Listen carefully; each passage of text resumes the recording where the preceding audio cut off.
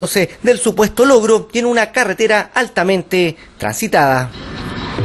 Bien, 7 de la mañana con 18 minutos, un estudio de la Superintendencia de Bancos e Instituciones Financieras reveló que los chilenos no tienen la costumbre de ahorrar o no lo pueden hacer. El monto de los ahorros de la mayoría de los chilenos está por debajo del promedio de los países de la OCDE. Sin embargo, hay unos pocos cuyo ahorro es considerable. Analizamos estos datos con el economista de la Universidad Central, Bernardo Jabalquinto. Bernardo, ¿cómo está? Muy buenos días. Hola, muy buenos días, muchas gracias. Algunos datos que aparecen acá, de acuerdo a este estudio de la Superintendencia de Bancos, dice los hogares ahorran un 8,9% de su ingreso disponible, que está por debajo de los países de la OCDE, que en la mediana más o menos 11,2%, y el 75% de la población tiene un ahorro inferior a 315.000 pesos. O sea, la mayoría de los chilenos ahorramos bastante poco, seguramente hay muchas razones. Se endeudan bastante seguramente los chilenos, los sueldos son bajos, pero a juicio suyo, ¿qué razones son las que explican este bajo ahorro de los chilenos en general? Hay varias razones, ¿okay? En términos económicos hay que tratar de simplificar las cosas para que todos podamos entender qué es lo que es el ahorro. El ahorro es el ingreso menos el consumo igual a ahorro. Entonces, muchos estudios aquí en Chile han demostrado de que tenemos unos salarios muy bajos para poder ahorrar, tener la capacidad del ahorro. Entonces, ¿qué es lo que ocurre? Que si nosotros nos fijamos, por ejemplo, la gente que gana dinero ya ha consumido todo lo que necesita consumir. Tienen refrigerador, tienen un montón de cosas que no necesitan comprar más cosas, entonces tienen la capacidad de ahorrar. El otro segmento de las personas que tienen salario entre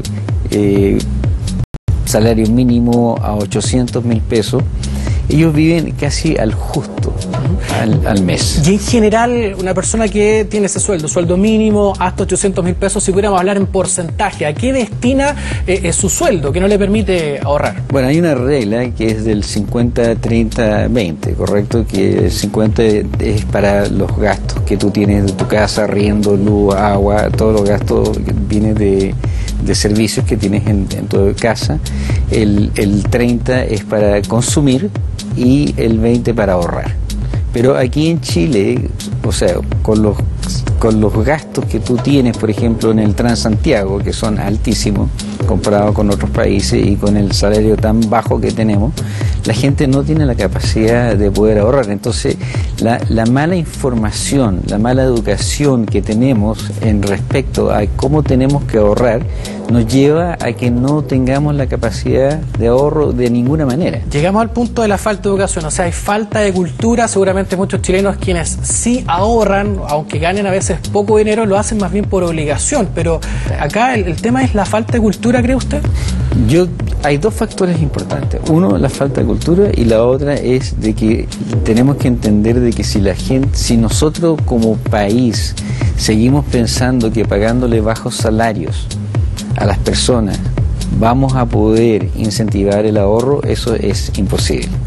Porque si tú no ayudas que las personas ganen más dinero y puedan consumir más bienes, entonces la economía no puede crecer. ¿Okay? Entonces el empresariado y el sector público-privado tienen que hacer esfuerzos en conjunto para que la gente tenga la voluntad política y económica de subirle el salario mínimo de las personas, y entonces va a haber más consumo y la economía se activa. Ahora, Bernardo, el poco ahorro también tiene que ver probablemente con el amplio acceso que hay ahora al crédito. ¿Para qué voy a ahorrar si puedo acceder probablemente a un crédito? La facilidad también que se da. Bueno, esa es la gran debilidad que tenemos en este minuto en el país, porque la gente se endeuda mucho y Chile es uno de los países más sobreendeudados en el planeta. También tenemos el otro factor, que somos el país que tenemos la desigualdad de la gente que gana más dinero y menos dinero. Entonces, todos estos factores ayudan a que simplemente Chile no tenga la capacidad. O sea, la educación, que no nos enseñan nunca. Tú vas al colegio, a la universidad, y no nos enseñan lo que es el ahorro. Y segundo, tienes la parte que tienes salarios tan bajos, y si una persona tiene un salario mínimo, y te cuesta 750 pesos el metro o el Transantiago, obviamente que la gente no tiene la capacidad para poder pagar esos pasajes, entonces no tiene la capacidad de ahorro. Ahora, quienes sí ahorran, pongamos en el caso de quienes sí les alcanza el sueldo, también tienen la cultura probablemente de ahorrar un poco, ¿para qué lo hacen? ¿Lo hacen pensando bastante más a futuro cuando estén probablemente jubilados, o lo hacen pensando en un viaje o para poder cubrir algún gasto que aparezca de emergencia? En general, ¿para qué ahorran los chilenos, quienes sí lo hacen? Bueno, yo creo que la gente que está educada y que tiene ya todas las necesidades, tienen 2 celulares, 2 autos, 3 autos, que es el grupo del ABC1, ellos tienen la capacidad de ahorro porque tienen todo, entonces pueden ahorrar.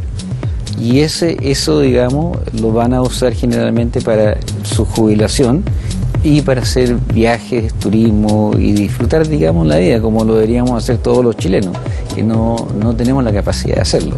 Vivimos al justo, digamos, con suerte, pensando si vamos a alcanzar a pagar la cuenta de la luz al final de mes. Entonces, ¿dónde está la capacidad de ahorro? Es muy difícil que lleguemos a eso. Bueno, Bernardo, también aprovechando que está acá con nosotros, un tema de mucho interés también, lo que tiene que ver con los multifondos, los movimientos que hay, lo que se ha señalado en el último informe que tiene que ver con los que han tenido mayor rentabilidad, el fondo A, el fondo B son los que han tenido mayor rentabilidad, el fondo E también ha tenido rentabilidad, pero mucho más baja. Se ha hecho un llamado de parte de algunos movimientos, por ejemplo el movimiento No Más AFP, a cambiarse al fondo E, sin embargo no ha sido beneficioso probablemente para quienes han decidido tomar esa iniciativa. Ha sido, tal vez muchos han ganado bastante menos que de haberse mantenido en los fondos de mayor rentabilidad. ¿Qué es lo que observa usted también con respecto a estas altas ganancias que han tenido estos fondos? El fondo A, el fondo B, los de mayor riesgo, pero que han tenido más ganancias que el resto. Bueno, ese es un tema bastante importante, porque si lo que nosotros hemos escuchado generalmente de las autoridades es que te dicen cámbiese del fondo A al C o al E, como quieran llamarse, pero el costo de cambiarte de una de esas digamos fondos, tú tienes una pérdida. Vas a recibir una pérdida porque generalmente cuando tú te cambias la economía está en una recesión. Y cuando tú estás en una recesión nunca más vas a poder volver a tener la misma rentabilidad que tuviste antes.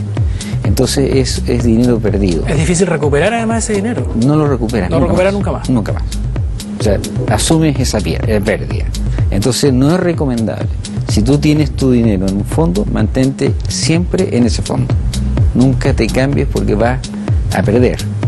Entonces lo que tiene que entender la gente es que tenemos que tener sumamente claro, si tú te cambias de un fondo a otro constantemente, vas a estar constantemente perdiendo dinero. Entonces, si uno tiene, porque la rentabilidad, acuérdate, es ascendente, ¿okay? Pueden haber altas y bajas, ¿okay? Cuando baja la economía, la gente dice, oh, estoy perdiendo dinero, perdí dinero en mi fondo. Pero ¿qué es lo que ocurre? Que si tú piensas a largo plazo, la economía se va a recuperar y tu fondo va a seguir ganando dinero. Entonces mejor quedarse en el fondo que está y no vas a perder dinero. La gente que empieza a perder dinero es porque está cambiándose constantemente. Entonces eso hay que tener mucho cuidado. Bien, pues le agradecemos a Bernardo Jabalquinto, economista de la Universidad Central, con quien estábamos analizando estos dos temas. Muchas gracias por habernos acompañado esta mañana. Bien, nosotros cambiamos de información, 7 de la mañana con 27. La música es una excelente forma para hacer llegar un mensaje.